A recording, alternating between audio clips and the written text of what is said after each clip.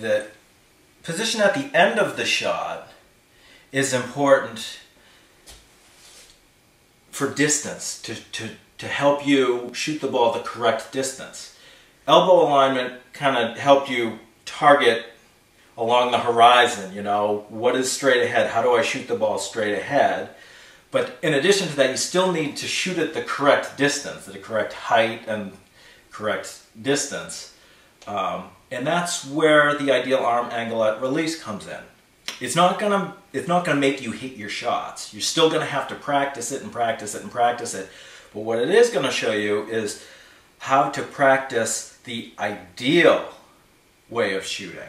And the ideal way of shooting is what's the least amount of effort you need to put into your shot to get it in the basket. And that's tied to the angle that the ball comes out of your hand. When you shoot the ball, just picture yourself shooting the ball straight at the basket. You're never going to get a basket doing that, because when you shoot it straight at the basket, gravity is going to pull the ball down and it's just going to land somewhere below the basket. It's not going to... So obviously you need to shoot a little bit above the basket to make the ball go in. Turns out it's usually more than just a little bit above the basket. But in any event, you need to account for gravity when you're taking your shot. You don't, however, want to shoot the ball at too high an angle because, you know, obviously if you shoot the ball straight up in the air, you're never going to get it in the basket. It's just going to come straight back down at you. So what you want to find is you want to find the angle that you shoot the ball, that you don't have to put too much effort into it to fight against gravity. And you don't want to shoot it too high because then you have to put a lot of effort into the shot to get the ball way up in the air and back down again. You want to find that angle where the least amount of force is needed to push the ball into the basket, to push the ball the distance it needs to go. And Shooter Tutor, that's what ideal arm angle at release is all about. You tell Shooter Tutor where you are on the court. Well, even before that, you need to tell Shooter Tutor when you first install it, your physical characteristics, how tall you are, how long your arms are, how high you jump. And you need to tell it other things about yourself, like how you hold the ball. Some people hold the ball under their chin, usually younger players, because then they can get more push. But as you get older, you tend to lift the ball up and shoot higher, look under the ball usually when you're shooting. So once you've told it that stuff, when you go out and you're about to shoot, you tell it where you are on the court, and then you hold the device and you put it at the angle that you think is the best angle to shoot based on where you are on the court, and it'll play tones to tell you if the angle is correct or not. So what you do, you double tap it like I just did to tell it I'm about to calibrate. So this has a calibration step, just as the elbow alignment had a calibration step. This calibration step is more just to let Shooter Tutor know about the device itself. Some of the iPods and the iPhones, they have this thing in them called an accelerometer. So the accelerometer is basically what it uses to figure out what angle the device is at.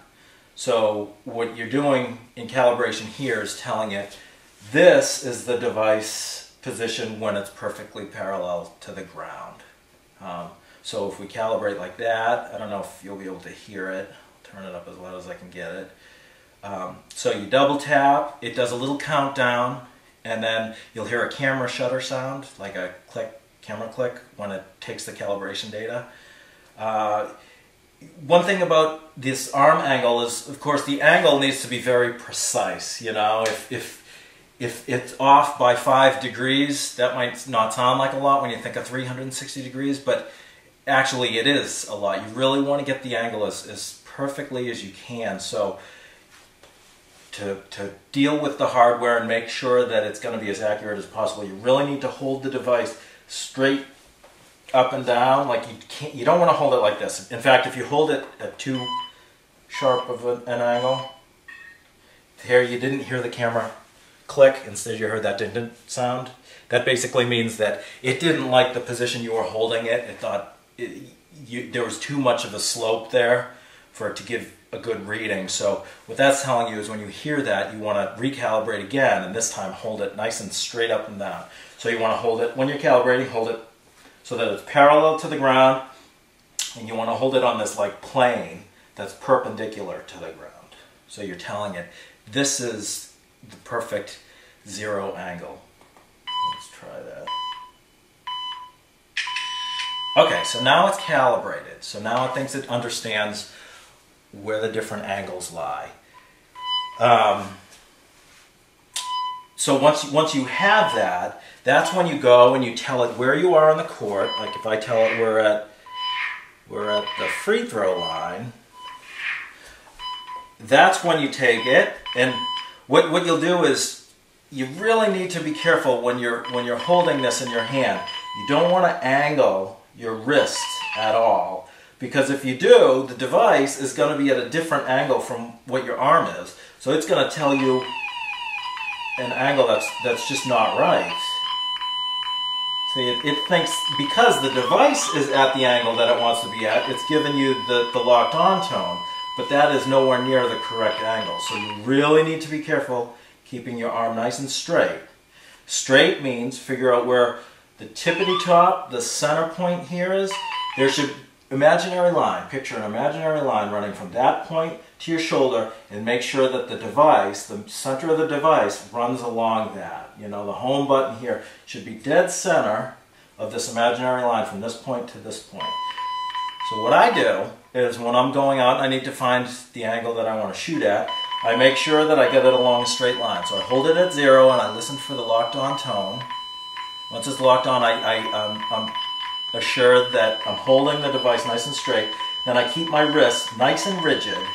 I don't let my wrist kind of change its angle as I raise it. I just keep it nice and rigid, and then I raise my arm. So now that's telling me it's a little lower. Now it's telling me that's the right angle to shoot the basket.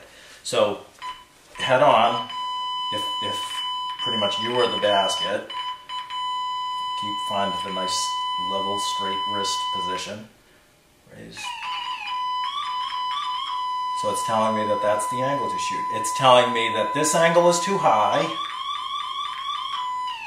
this angle's too low. That's the perfect angle to shoot the ball at. That's the perfect angle that my arm should be positioned. So the way you use this is you go out there, you hold Shooter Tutor in the position that has the locked on tone, hold it, pause with it in that position long enough so that you feel, this is what my arm feels like when I should release the ball.